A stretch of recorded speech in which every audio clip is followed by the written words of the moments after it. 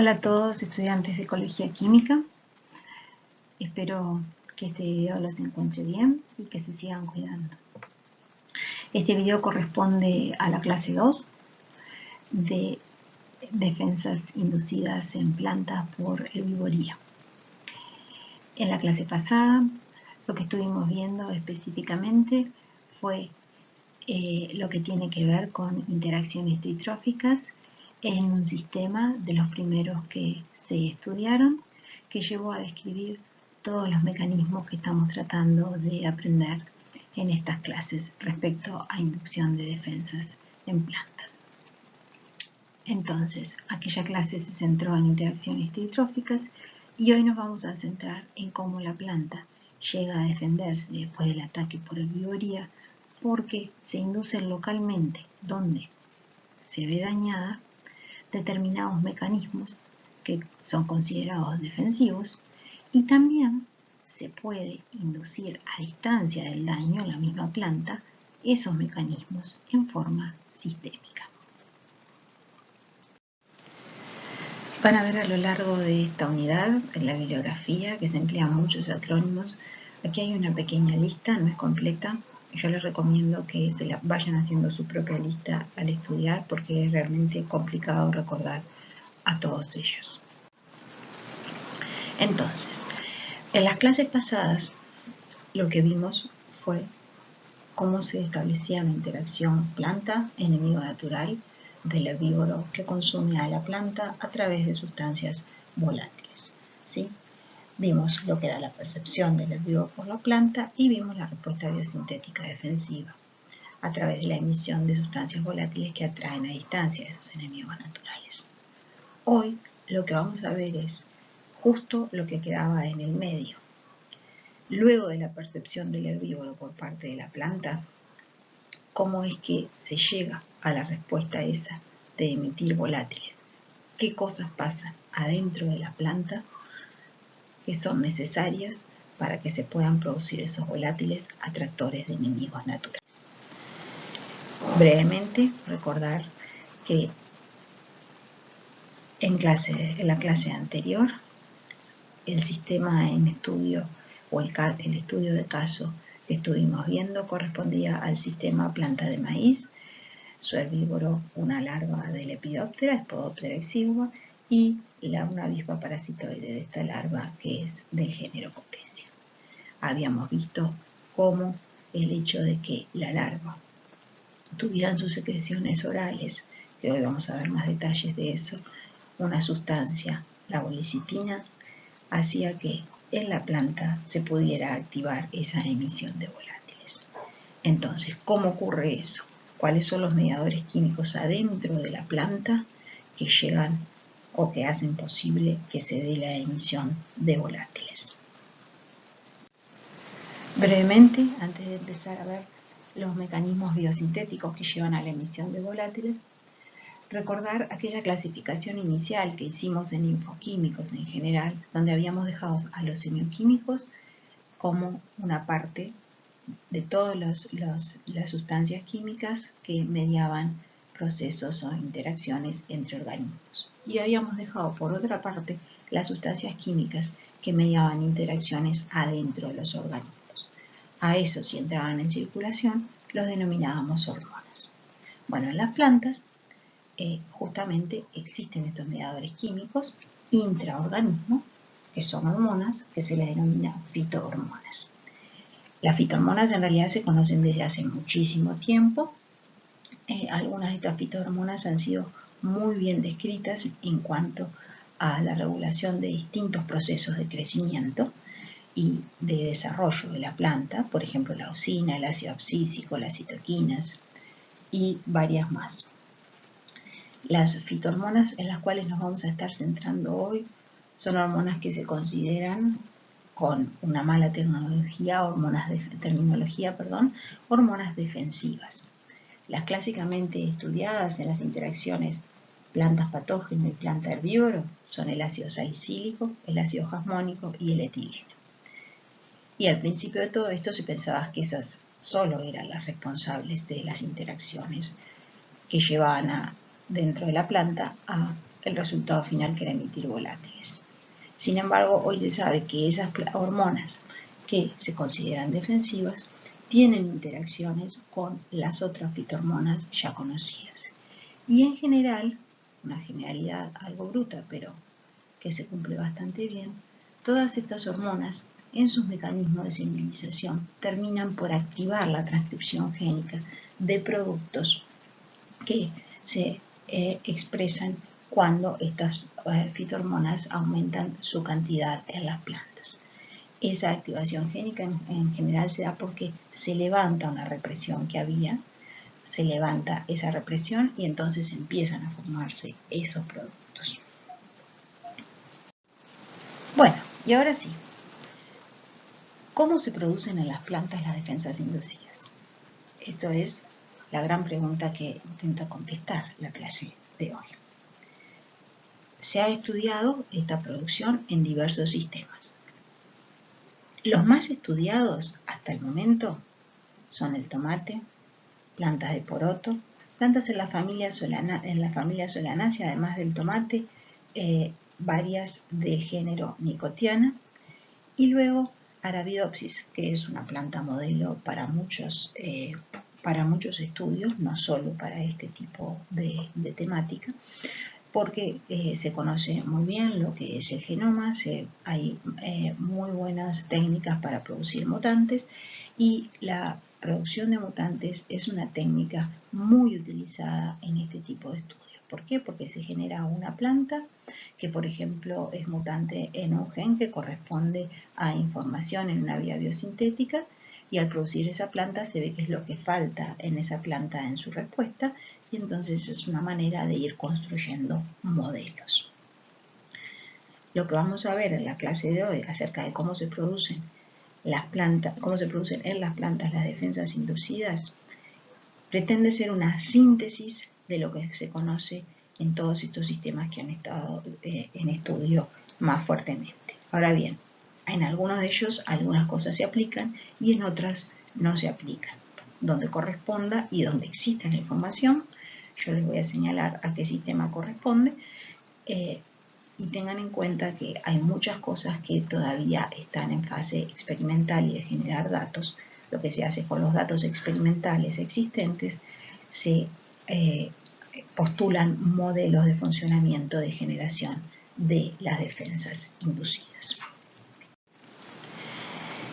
¿Cómo se producen las defensas inducidas? En la clase pasada ya vimos que había un primer paso de percepción por parte de la planta del daño por herbivoría, y también vimos el cuarto paso, que había una producción de metabolitos responsables de esa respuesta defensiva.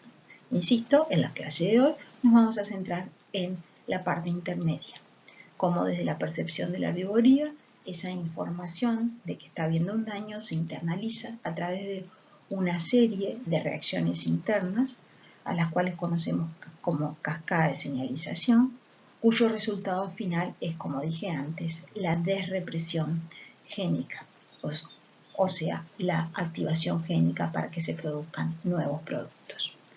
¿Cuáles son esos productos que se van a formar? Esos productos, en la clase pasada vimos, por ejemplo, son volátiles que atraen a un tercer nivel trófico, a un enemigo natural, a un parasitoide, a un depredador. Pero no es solo eso las defensas inducidas. Las defensas inducidas pueden ser también la formación o movilización de varios metabolitos tóxicos, del tipo que vieron con Andrés en clases anteriores, glucosinolatos, cianogenéticos, alcaloides, fenoles, de todos los grupos de metabolitos secundarios que ya han revisado, que si bien muchas veces son constitutivos, puede aumentar su producción como respuesta a una inducción, o pueden ser movilizados de una parte de la planta a otra.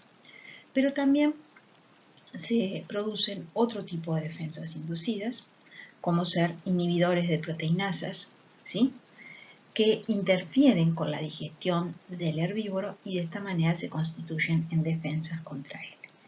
Y también polifenoloxidasas, enzimas que actúan como antinutritivas por generar productos que son antinutritivos. Entonces, vamos a ver primero algo más que lo que vimos la clase pasada de percepción por parte de la planta de la herbivoría. En la clase pasada vimos varios experimentos. Vamos ahora a empezar los distintos pasos en lo que es la producción de las defensas inducidas. El primer paso, la percepción por parte de la planta del daño por herbivoría, vimos algo ya la clase pasada en cuanto a la bolicitina. La bolicitina era aquella sustancia que estaba en la secreción oral, en la saliva de Spodoptera, el herbívoro que consumía la planta de maíz, y como consecuencia de la percepción de la bolicitina, esa planta de maíz empezaba a emitir volátiles que atraían al parasitoide de Spodoptera. A ese tipo de sustancias le vamos a llamar inductoras. La van a encontrar con distinto nombre en la bibliografía, pero bueno, llamaremos inductoras a esas sustancias capaces de empezar el proceso de producción de defensas inducidas. En el caso particular de la bolicitina corresponde a una secreción oral, pero luego hay otras sustancias químicas que también pueden ser inductoras. Por ejemplo, fragmentos y productos de la ingesta e incluso de la digestión. Enzimas de la saliva del herbívoro pueden constituirse en señales para la planta, y también en el caso no ya de ingesta, sino de que haya oviposición sobre una planta, o sea, una hembra ponga sus huevos de los cuales se van a desarrollar las larvas, y esas larvas son las que se van a alimentar de la planta. También se han descrito sustancias provenientes del ovipositor de la hembra que se constituyen en estímulos de la planta para empezar a producir defensas inducidas, a eso que se le conoce poéticamente como herbivoría futura. Vamos a ver ahora algo de la química de los inductores. En la clase pasada vimos la bolicitina. Luego de esta primera descripción han habido otros sistemas en los que se han descrito similares inductores. Básicamente son conjugados de ácidos grasos y aminoácidos, que en general tienen un origen biosintético dual. El ácido graso proviene del material vegetal que está siendo ingerido y es en general ácido linolénico y linoleico y derivados hidroxilados de estos ácidos grasos. Y el aminoácido, que en general es glutámico y glutamato, provienen del insecto. Aquí una interrogante sobre la bolicitina que aún no está del todo contestada es la función que cumple la bolicitina para el insecto. Claramente el existir la bolicitina en esta interacción es favorable para la planta porque le permite el comienzo del proceso de producción de defensas inducidas. Sin embargo, para el insecto es detrimental tener la bolicitina, hace que, por ejemplo, sean atraídos enemigos naturales que van a impedir su desarrollo. Entonces, ¿por qué evolutivamente se mantiene la producción de bolicitina? Y la respuesta básicamente es la misma de siempre, es que la bolicitina debe tener otro tipo de función en el herbívoro. Las hipótesis acerca de esa función son distintas en la literatura. Una de las más aceptadas es que la bolicitina puede ser una molécula anfipática con una parte hidrofóbica y una parte hidrofílica. Es un tensoactivo y eso favorece la digestión, favorece la interacción de las enzimas con las sustancias que deben ser hidrolizadas. La hipótesis esta se basa en que en los insectos no hay, como en otros organismos, como nosotros, por ejemplo, ácidos biliares, que son los que cumplen esta función tensoactiva en la digestión. Otras hipótesis tienen que ver con posibles funciones defensivas de la bolicitina contra agresores del insecto. No está aún del todo dilucidada cuál es esa otra función de estos conjugados de ácidos grasos y aminoácidos. Luego tenemos a sustancias que provienen de fragmentos de la pared cuando está siendo rota o productos que se forman en esa ruptura. Uno de ellos son los oligourónidos, que justamente son fragmentos de la pared, polímeros de azúcares ácidos, los ácidos urónicos, y la existencia de estos oligourónidos ya había sido descrito antes de todo esto como una respuesta de la planta en caso de infección como patógeno. Y en la actualidad parece haber al menos un sistema en los que el inductor para herbivoría sería también de este tipo.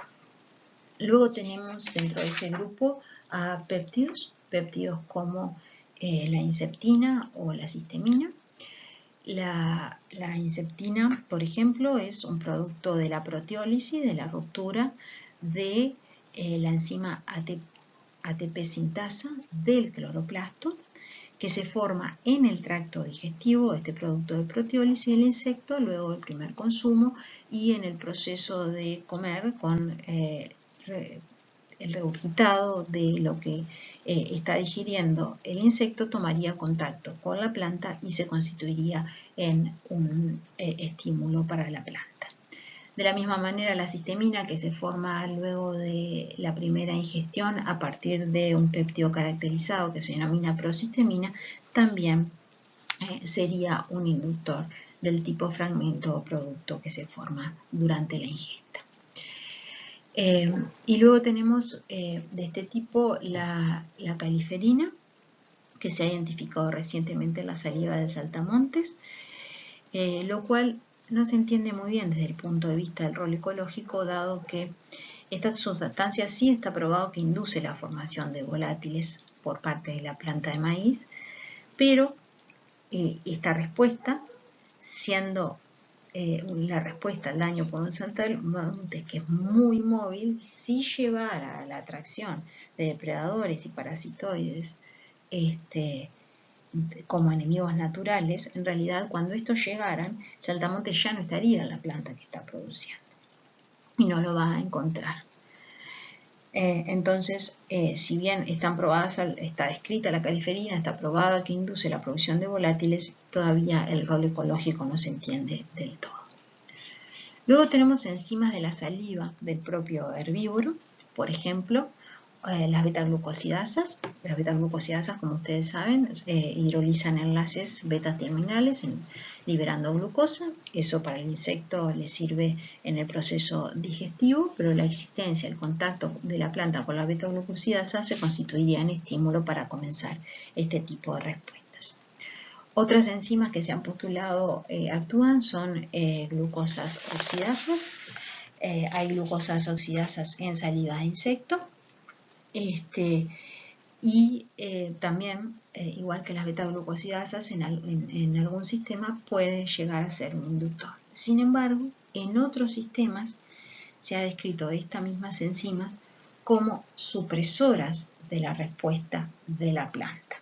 Entonces, el mismo producto actuaría con distinta función en distintos sistemas.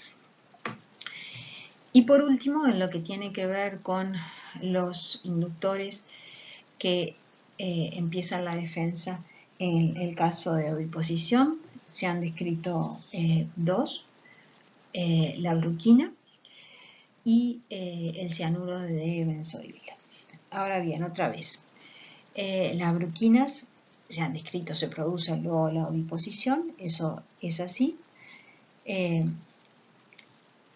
pero desde el punto de vista de la función, la respuesta que se estaría induciendo en este caso es la formación de neoplasmas, que son estas formaciones que encubren los huevos y los encierran, que es una respuesta de la planta también defensiva, pero ya no estaríamos hablando del otro tipo de respuesta inducida.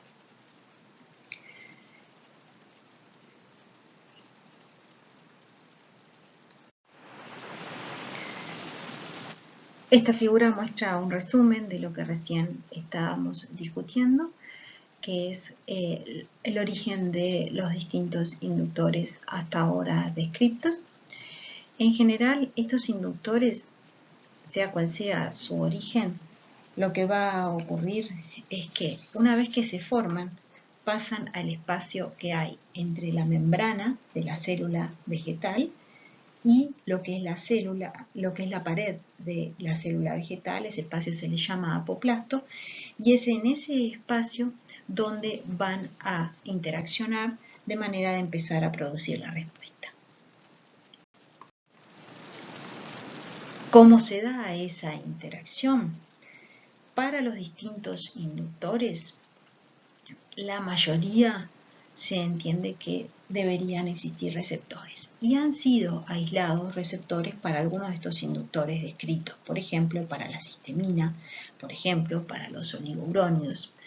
En el caso de la bolicitina, si bien no ha sido aislado un receptor, estudios correspondientes a cómo funcionan los receptores indican que debería existir un receptor, en particular estudios que tienen que ver con que su unión a membranas es reversible, con que presentan en su respuesta una cinética de saturación.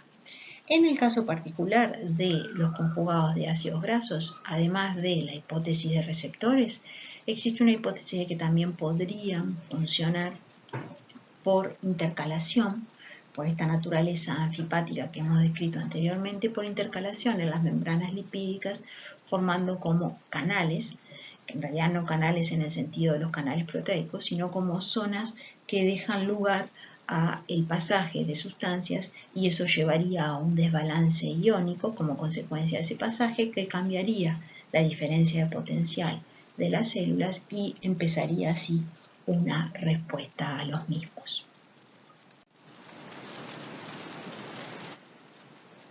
Además de que la planta es capaz de percibir el daño por herbivoría por sustancias químicas, todas las que recién describimos, una información bastante más novedosa y reciente, que se creía que no era así al principio, es la percepción por parte de la planta de patrones de daño mecánico. ¿A qué refiere esto? Refiere a que los herbívoros en sus procesos de ingerir plantas lo hacen de distintas maneras. Por ejemplo, en la naturaleza, en particular para los insectos que comen en hoja, tenemos insectos que su aparato bucal es tal que cortan y mastican. Pero después tenemos otros que, más allá de lo que hace su aparato bucal, se meten como en la interna de la hoja, haciendo minas. Otros que insertan su aparato bucal en la hoja, y esa inserción depende de donde sea, puede que los haga que sean perforadores y después succionen del espacio entre las células, o si esa inserción es en haces del floema, van a ser suctores del floema.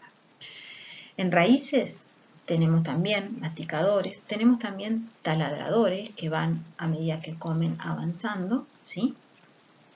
Y entonces el daño mecánico que se produce en la planta es distinta para los distintos herbívoros. Para testar la hipótesis de que la forma en que los herbívoros dañan a la planta se constituye por sí mismo un estímulo para que comience la inducción de respuesta, unos investigadores, cuyo reporte es de 2005 en Plant Physiology, construyeron lo que ellos llamaron la larva mecánica, que es un dispositivo en el cual mediante agujas y con una parte electrónica imitan lo que es el daño que se produce por una larva en una hoja. De esta manera, con esta larva mecánica, lo que logran es exponer a las hojas a un daño en el que solo está la parte mecánica, sin ningún tipo de secreción oral, por ejemplo, de esos herbívoros. Haciendo esto sobre hojas y a su vez haciendo el daño con las propias larvas y registrando los volátiles que se producen como consecuencia del daño mecánico y como consecuencia del daño por parte de la larva, se obtienen estos cromatogramas correspondientes a la izquierda a los volátiles emitidos después de la alimentación por parte del herbívoro y su control correspondiente en la parte de abajo, y en la parte de la derecha a los volátiles emitidos por la planta luego del daño mecánico. Y como pueden ver, desde el punto de vista cualitativo, ambos perfiles, ambos cromatogramas son similares.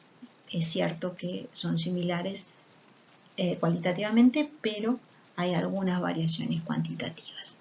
Pero el punto importante es que comparado con los blancos, los controles correspondientes, el daño mecánico por sí mismo, como se ve en la parte izquierda, ya es un estímulo para la producción de volátiles, volátiles que son similares a los producidos cuando la planta es dañada por el herbívoro.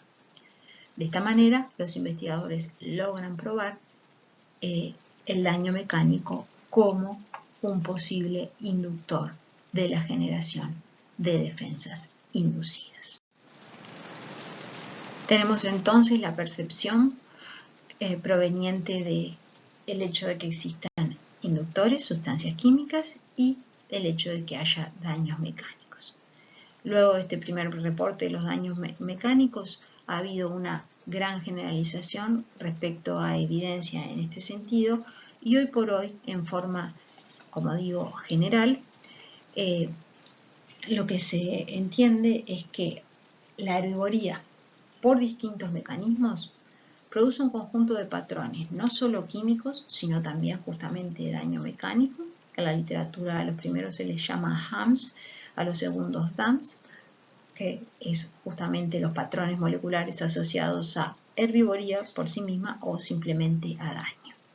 Todos los modelos actuales para explicar los datos experimentales que se van generando de a poco asumen que la percepción se da mediada por receptores de reconocimiento de esos patrones. O sea, no solo hay receptores de reconocimiento de los patrones químicos de la herbivoría, como mencionábamos anteriormente, sino que también habría receptores para esos patrones asociados al daño. Continuando con el proceso de producción de defensas inducidas, ya hemos visto cómo se da la primera parte, la percepción por parte de la planta del daño por herbivoría. ¿Cómo se internaliza en la planta esa percepción del daño? La internalización corresponde a un conjunto de reacciones consecutivas donde se van dando procesos de transducción de la señal, donde la información de que la planta está siendo dañada está en distintas dianas moleculares, en lo que se constituye una cascada de señalización. Esa cascada de señalización tiene un montón de pasos, entre los cuales podemos distinguir como grandes eventos cambios de diferencia de potencial transmembrana, flujos de calcio hacia el citosol, el cambio de actividad de determinadas proteinquinasas, en particular proteinquinasas activadas por mitógenos, que se conocen con el acrónimo del inglés MAP, la producción de especies reactivas al oxígeno, los ROS, y la producción de las fitohormonas que mencionamos al principio, el ácido jasmónico, el etileno y el ácido salicílico. Estos diferentes pasos en la cascada de señalización es lo que vamos a ver enseguida en gran detalle. En esta figura se muestra un modelo que explica los datos para el caso particular de la planta Arabidopsis. Este modelo en muchas otras plantas es muy similar, con diferencias en cuáles son las sustancias, las inductoras, por ejemplo, algunos mecanismos que se dan en el medio de la cascada de señalización. Vamos a utilizar entonces este modelo en particular para explicar las generalidades. Aquí lo que se muestra, vamos a estar usando este diagrama durante el resto de las transparencias, lo que se muestran son números, 1, 2, 3, que corresponden a los grandes eventos. Es importante señalar aquí que esos eventos que mencionamos ya en la transparencia anterior tienen un flujo ordenado, una secuencia ordenada de producción. Y al final, lo que no hay que perder de vista es que desde el inicio, en el evento 1, donde como consecuencia de la percepción del daño a la herbivoría, por ejemplo, se da el flujo de calcio, lo que va a ocurrir es todas esas reacciones mostradas, pero que al final, el efecto final de esa percepción va a llevar a un aumento de la transcripción génica correspondiente a productos de las rutas biosintéticas que van a producir volátiles que atraen al tercer nivel trófico, metabolitos varios, como todos aquellos que vieron en defensas constitutivas, proteínas como inhibidores de proteinasas que interfieren en la digestión. Entonces tenemos que al final, más allá de qué daño ha sido que se percibe, se produce siempre un aumento de la transcripción génica de, no importa qué, pero lo correspondiente a las defensas inducidas. Volátiles, compuestos fijos, cosas que movilicen esos compuestos fijos, inhibidores de enzimas. Un poco más acerca de las generalidades del modelo que vamos a estar explicando. Se da primero la percepción de inductores, percepción que lleva a la activación de canales de calcio y también a un aumento de las especies reactivas de oxígeno. Lo que es la apertura de los canales de calcio permite un flujo aumentado del calcio al citosol y ese calcio que entra al citosol va a interaccionar con distintas dianas moleculares. En el caso de las especies reactivas de oxígeno, estas son importantes porque van a coadyuvar a todos los efectos que llevan a un aumento de la transcripción génica, porque por oxidación modifican la actividad de los factores de transcripción. Una vez que el calcio ha entrado a la célula y, como dije, actúa con distintas dianas, una de las dianas es la activación de quinasas que van a terminar por producir el ácido jasmónico y sus derivados. Por ejemplo, aquí tenemos el ácido jasmónico en un derivado con isoleucina, ¿sí? Y ya entonces tenemos a una de las fitohormonas que habíamos mencionado para que comience su acción. Otra de las fitohormonas que habíamos mencionado, el etileno, es producida por activación en una secuencia de reacciones biosintéticas por primeramente activación de quinasas dependientes de calcio, ¿sí?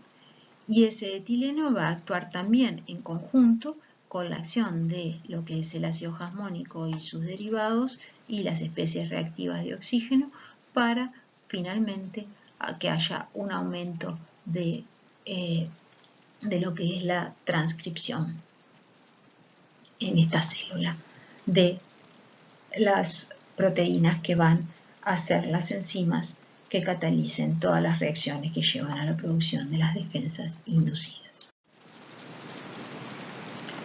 Bien, en lo que es uno de los primeros eventos, luego de la acción de los inductores, el flujo de calcio se ve aumentado a la célula.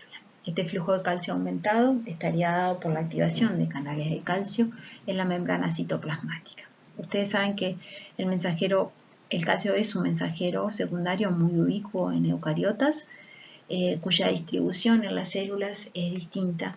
Afuera hay mucho más calcio que adentro de las células, o sea que hay un gradiente de concentración en ese sentido, y a su vez en el citosol el calcio es mucho menor que en algunos organelos, también hay un gradiente allí, y la movilización del calcio de uno a otro compartimento va a cambiar, por ejemplo, la diferencia de potencial, y entonces eso va a llevar a distintos tipos de consecuencias en la célula. En el caso de la entrada al citosol, su entrada despolariza a la membrana de la célula. Es un flujo que hay evidencia experimental que parece que es mayor cuando hay daño por un herbívoro que cuando hay daño mecánico. Entonces, en este sentido, parecería ser necesaria para la activación de este flujo de algo proveniente de la secreción oral. Otra hipótesis al respecto es que los propios receptores de los inductores sean ellos no solo receptores de los inductores, sino ellos tengan como receptor actividad de canal de calcio. El calcio que entra entonces a la célula va a actuar sobre muy distintas dianas intracelulares. Esa acción va a ser, por ejemplo, sobre quinasas dependientes de calcio, una en particular, una CDPK en particular, es la que va a catalizar la fosforilación de una enzima de membrana, la oxidasa dependiente en ADPH, que es capaz de catalizar la formación de especies reactivas de oxígeno. También el calcio va a interactuar con calmodulinas. En cuanto a las especies reactivas de oxígeno, incluyen iones de oxígeno, radicales libres, peróxidos. En general están producidas en mitocondrios, cloroplastos, peroxisomas y también en la superficie externa de las membranas, como lo que estamos viendo en este momento. Su formación, como dijimos, está catalizada por la acción de peroxidasas dependientes en ADPH, en el caso de este modelo, donde las ubican en membranas para arabidopsia. La función de los ROS está bastante bien caracterizada en lo que tiene que ver con interacciones plantas-patógenas y hay evidencia empírica de que también actuarían en interacciones con el vivorío, pero la información es bastante más escasa.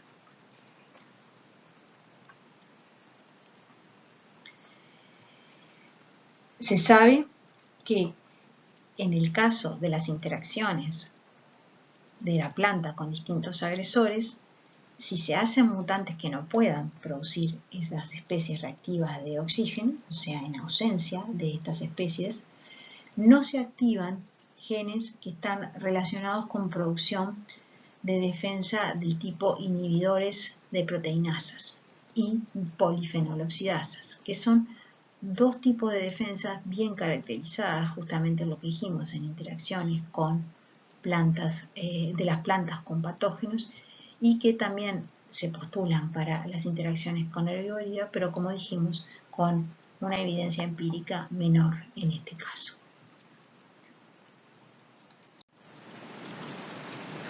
Bien, hasta aquí vimos en esta cascada de señalización lo que es un aumento del flujo de calcio hacia adentro de la célula, la producción de especies reactivas de oxígeno que se ve coadyuvada por esta entrada de calcio que mencionamos.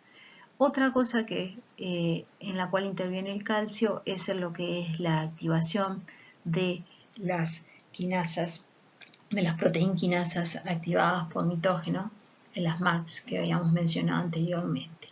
En el caso de la arabidopsis se ha postulado la presencia de dos tipos de estas quinasas, la WIP y la CYP.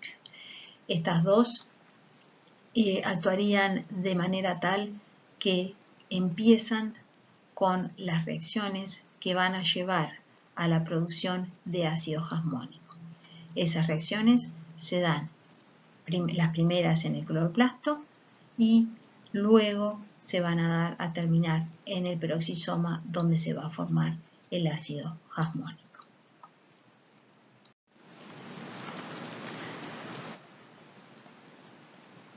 Las evidencias de la participación de estas proteinquinasas activadas por mitógeno en lo que es la producción de las defensas inducidas son un poco no completas todavía, son evidencias indirectas, pero aún siendo indirectas, como les decía, hay buena información para incluirlas en el modelo.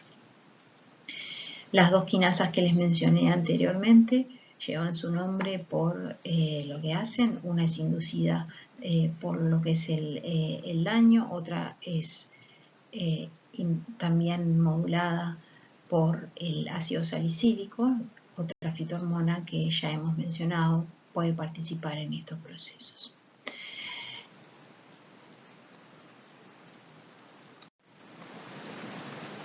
Entonces, ahora, habiendo llegado hasta lo que sería la activación de los procesos que llevan a la formación del ácido jasmónico, vamos a ver cómo se da esa producción de ácido jasmónico respecto a su ruta biosintética. El ácido jasmónico, cuya estructura está mostrada en esta transparencia, es una hormona que no solo está implicado en esto de las defensas inducidas, por aquello de modular la transcripción génica de productos que codifican en definitiva lo que son las vías biosintéticas de metabolitos defensivos, sino que también está implicada en otros procesos de la planta, por ejemplo, el desarrollo del polen, en la resistencia de las plantas a necrosis. O sea, no es su única función esta que está. La biosíntesis del ácido jasmónico y sus derivados ocurre en distintos compartimentos celulares. Una primera parte en verde aquí en el cloroplasto, donde a partir del ácido linolénico se da una oxidación para formar en uno de sus dobles enlaces un derivado hidroperoxilado. Esa segunda molécula de la vía biosintética es el precursor para la formación en ese doble enlace original de un epóxido. Ustedes saben que los epóxidos son muy reactivos. Ese epóxido entonces es el que va a permitir la ciclación para formar un anillo de 5 que sostiene un doble enlace y una función cetona.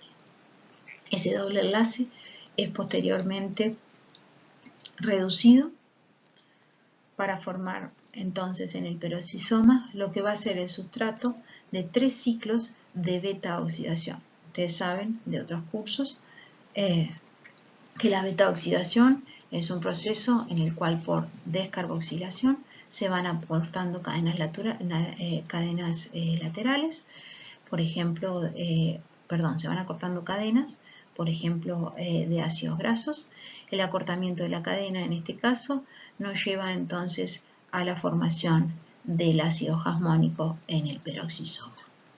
Luego, a partir de este ácido jasmónico se van a formar derivados tales como la cis-jasmona, como el ácido jasmónico conjugado a isoleucina y el metiljasmonato. El ácido jasmónico y estos derivados van a tener distintas funciones, como ya hemos visto, todas ellas mediadas por un aumento de la transcripción génica de genes que se conocen como justamente genes dependientes de jasmonato. Además va a haber degradación de represores de la biosíntesis como consecuencia de esa acción y se van a formar factores de transcripción de metabolitos defensivos.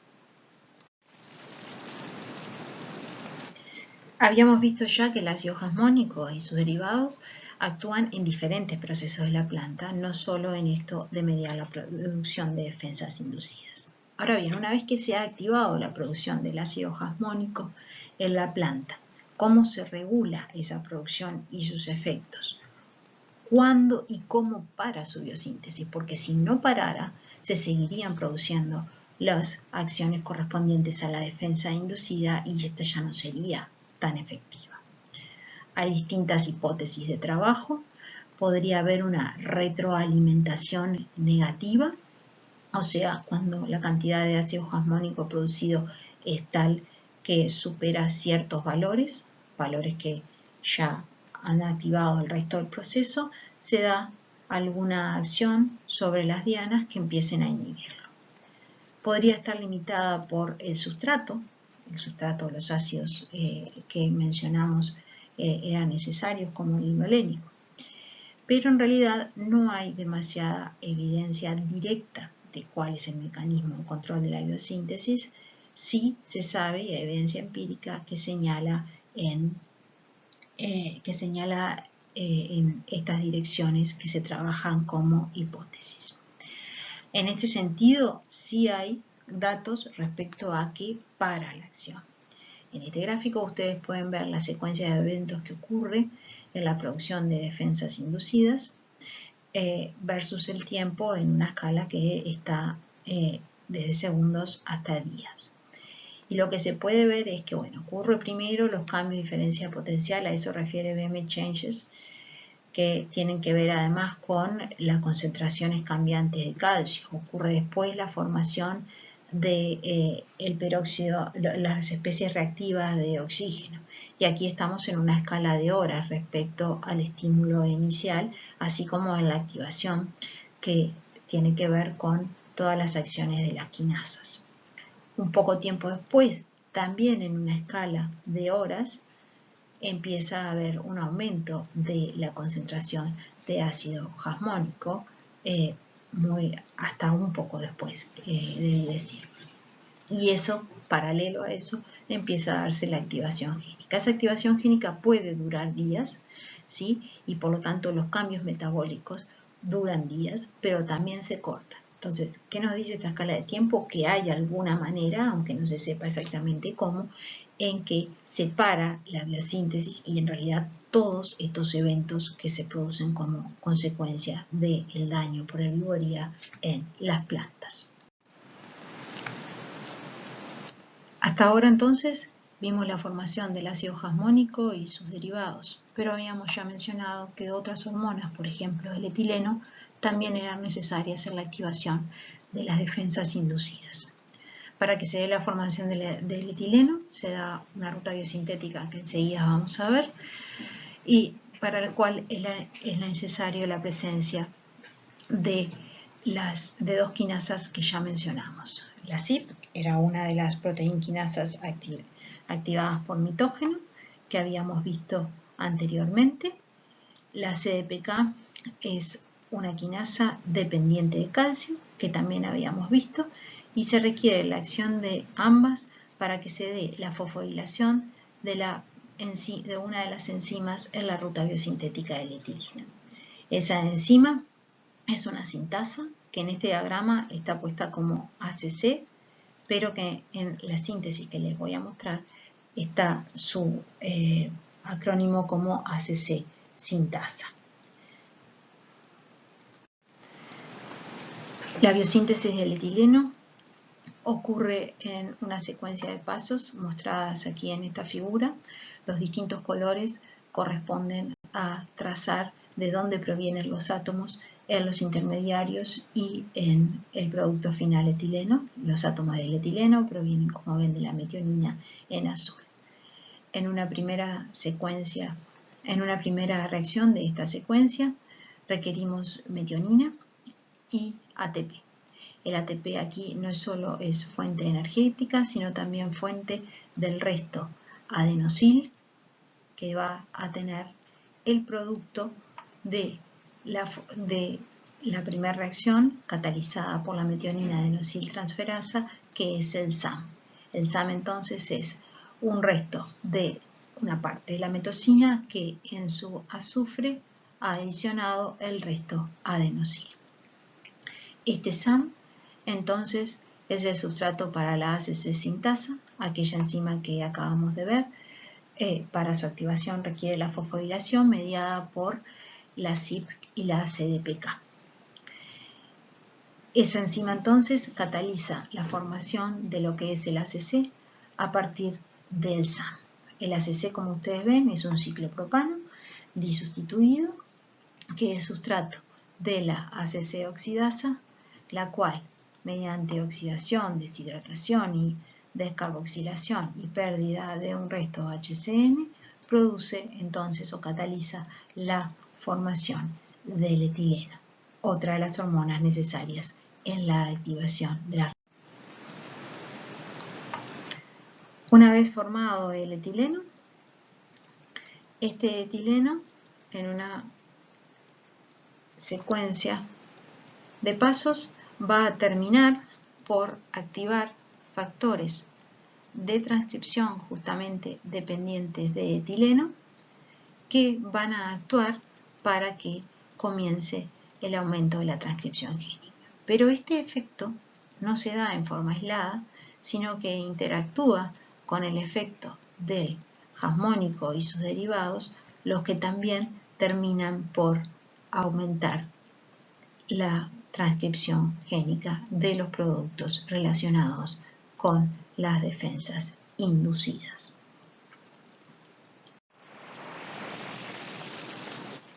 Volviendo a nuestro hilo conductor, estábamos en cómo se producen las defensas inducidas y hasta acá hemos visto que esas defensas inducidas incluyen metabolitos secundarios, incluyen proteínas inhibidoras de proteinasa, incluyen polifenol oxidasas, emisión de volátiles, incluyen una variedad de productos.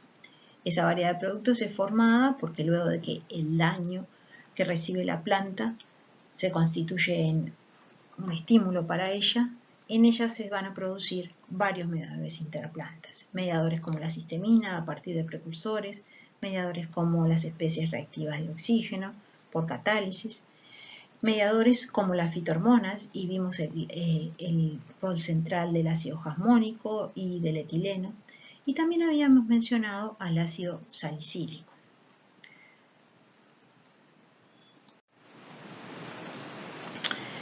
El ácido salicílico en realidad fue descrito en todo esto de las defensas inducidas mediadas por herbivoría un poco después que el ácido jasmónico, pero que existía, que funcionaba como fitohormona, era muy bien conocido y bastante bien caracterizado en lo que tiene que ver con la mediación de la respuesta sistémica de la planta a daños por patógenos. En particular, en el caso de los herbívoros, se sabe hoy que el ácido salicílico se constituye en muchas de las reacciones de plantas en un antagonista de la acción del ácido jasmónico.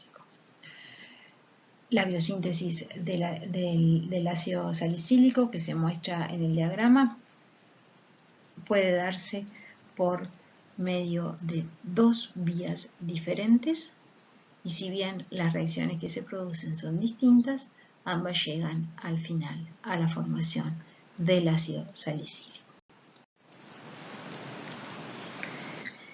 El ácido salicílico como fitohormona no solo es importante en la respuesta que se da a los patógenos, sino también a insectos picosuctores. Esto viene a lo que explicamos al principio de la clase respecto al modo de ingesta de los distintos insectos. Los insectos picosuctores insertan su estilete y, por ejemplo, si lo hacen en el haz del floema, de allí toman lo que circula en el floema.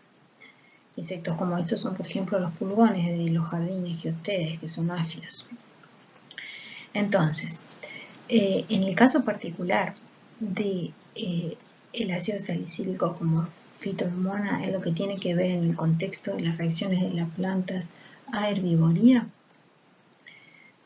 algunos trabajos indican que hay un antagonismo entre lo que se activa por acción del ácido jasmónico y lo que se activa por acción del ácido salicílico.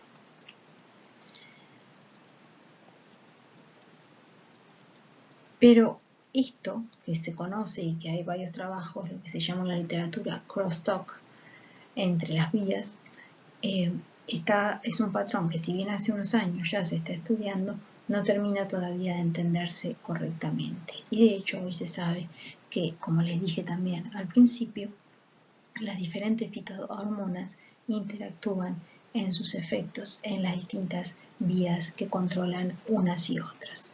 En una sobresimplificación, este esquema intenta mostrar, por ejemplo, que los herbívoros masticadores, como las larvas que vimos en el sistema de maíz, Spodoptera y enemigo natural, van a activar la vía del ácido jasmónico por todos los mecanismos que vimos en la clase de hoy.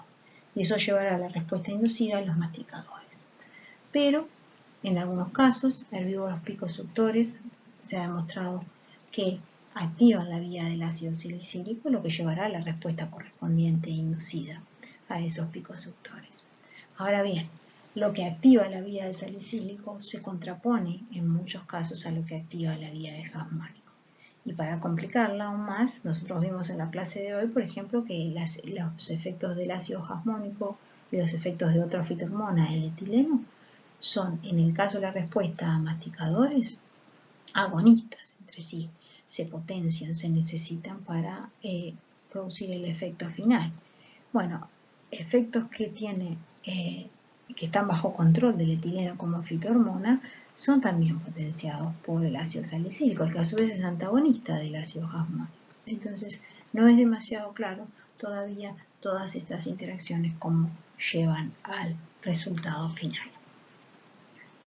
Ya terminando entonces, el daño producido es censado, la respuesta se da mediante mediadores interplantas que llegan a producir los productos defensivos directos o indirectos. Esos productos defensivos, esa respuesta, van a tener como blanco, como diana, como target al herbívoro directamente o al tercer nivel trófico, como hemos visto en clases pasadas. Lo que nos falta ver es que, además, la respuesta esa se genera tanto donde se da el daño localmente como en el resto de las partes de la planta. El mismo tipo de respuesta, ya sea que sean volátiles que atraen enemigos naturales, ya sean otros metabolitos que actúan directamente sobre el herbívoro. Eso es lo que se constituye en lo que se denomina respuesta sistémica, respuesta en todo el organismo. Esas defensas sistémicas inducidas, como les dije, suelen ser el mismo tipo de metabolitos que cuando se da la producción localmente, ¿sí? Localmente se da determinada respuesta a partir del daño y luego se da también en otras zonas de las plantas que no han sido dañadas. El que se dé en esa otra zona de las plantas depende de que haya mediadores que vayan desde el sitio donde está produciéndose el daño hasta esos sitios distales. Y para eso se postula la existencia de señales móviles en la planta que pueden tener un mayor o menor alcance. Algunas tienen un corto alcance en el órgano que está siendo dañado, por ejemplo la hoja, otras llega distalmente a muchas partes, son de largo alcance, otras incluso llegan, si el daño está haciendo en la parte aérea de las plantas, llegan a las raíces produciendo respuesta también en los órganos subterráneos de las plantas. ¿Quiénes son esos mediadores? No está del todo claro. En general sabemos que tienen que ser señales circulantes. En algunos sistemas se ha postulado que son derivados del ácido jasmónico, por ejemplo, el jasmónico isoleucina. En el tomate se estudió específicamente si la cistemina, que era uno de los inductores, podía pasar a ser además una señal circulante. Las pruebas experimentales señalarían que no es la cistemina. En otras solanáceas se han hecho experimentos que postulan que las señales son señales eléctricas y que va habiendo comunicación hacia zonas distales por cambios en diferencias de potencial entre las células. Las hipótesis son varias, hay muchos trabajos al respecto y se siguen haciendo trabajos sin estar aún del todo claro si hay mediadores o señales móviles a corta, media y larga distancia generales a todas las plantas.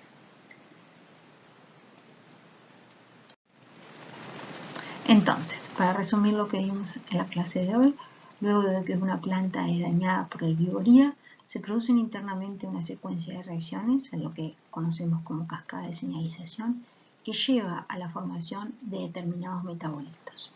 Uno de los principales actores para que se produzcan esos metabolitos es el ácido jasmónico y sus derivados, así como otras hormonas que interactúan, otras fitohormonas que interactúan con los efectos justamente del ácido jasmónico para producir al final sustancias que pueden ser del tipo volátil o del tipo de defensas como las que vieron en la clase de Andrés anteriormente, que se constituyen en metabolitos que pueden ser defensivos en forma indirecta contra el herbívoro porque atrae determinados enemigos naturales, pero también pueden ser metabolitos que actúan directamente contra el herbívoro por producir deterrencia, por ejemplo, y a su vez esos metabolitos pueden establecer interacciones planta-planta que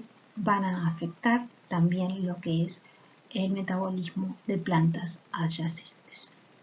Ese conjunto de reacciones está dado por señales que en algunos casos son aéreas, en otros casos son transportadas adentro de la planta, son señales sistémicas que hace que no solo se dé la respuesta en el lugar del daño, sino en distintas partes del daño. Y con esto terminamos la parte que tiene que ver con las vías biosintéticas que llevan a la producción de defensas inducidas. Nos vemos en la próxima clase.